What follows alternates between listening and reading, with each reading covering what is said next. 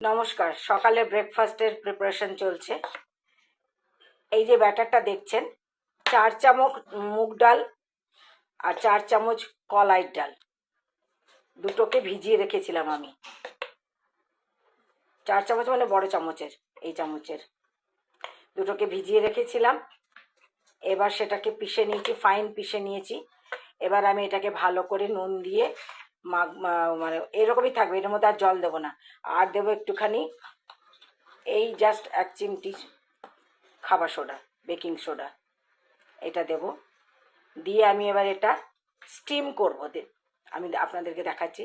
Steam করে তারপরে tomato, তেলের মধ্যে সর্ষে টমেটো দিয়ে টমেটোটা গলে গেলে সেটার মধ্যে এটা টস করব।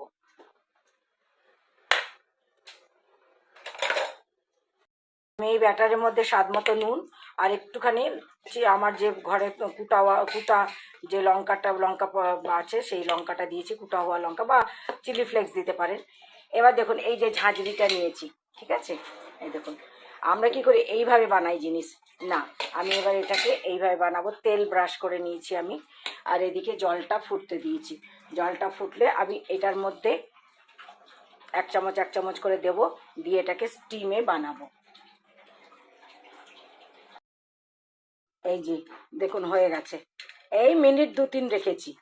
এবার এটাকে আমি নামিয়ে একটু ঠান্ডা হলে তারপর আমি এটাকে বার করব। এই দেখুন সফট হয়েছে কত, নামিয়ে নিলাম। আবার এটাকে না একটুখানি ধুতে হয়েছে, কারণ কি ফুটোর নিচে না জিনিসটা চলে গেছে, তো ফুটোটা বন্ধ হয়ে গেছিলো। আবার একটুখানি ধুয়ে তারপরে আবার তেল ব্রাশ করে তারপরে এটা বসালাম। এবার এগুলো সব হয়ে গেলে তেলে সর্ষে আর শুকনো লঙ্কা ফোড়ন দিয়ে টমেটো গলিয়ে, টমেটোটা দিয়ে টমেটোটা ভালো করে নুন হলুদ দিয়ে গলিয়ে সেটার মধ্যে এটাকে পুরো মিশিয়ে টস করে নেব। সর্ষে ফোড়ন দিয়েছি আর লঙ্কা ফোড়ন দিয়েছি, দিয়ে টমেটোটাকে গলিয়ে নিয়েছি। আচ্ছা, আপনাদের কাছে যদি টমেটো কেচাপ বা টমেটো সস থাকে তাহলে সেটাও এটার সাথে মিক্স করে দেবেন, দিয়ে তারপর টস করে নেবেন জিনিসগুলো। এই যে আমার দুটো ক্ষেপ হয়ে আছে, তৃতীয় ক্ষেপটাও হয়ে গেছে, প্রায় হচ্ছে। আর একটু এখানে এখনো বাকি আছে, আর একবার হবে। এখন এই টমেটোটা গলে গেছে, তো একটুখানি সস মিশিয়ে তারপরে টমেটোটার সাথে মিশিয়ে দিয়েছি সস, তারপরে এটা এই যে টস করে নিলাম। ব্যাস, এটা এইভাবেই খেতে দেওয়া হবে। এবার এই যে মুগ ডালের আর এই যে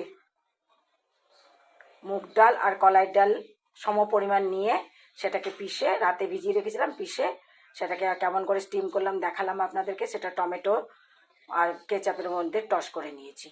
তো আপনাদের ভালো লাগলে আপনারা বানিয়ে খাবেন, লাইক শেয়ার করবেন, কমেন্টস করবেন, অবশ্যই অবশ্যই সাবস্ক্রাইব করবেন আমার চ্যানেলের সমস্ত রান্নাগুলো আগে আগে পাওয়ার জন্য।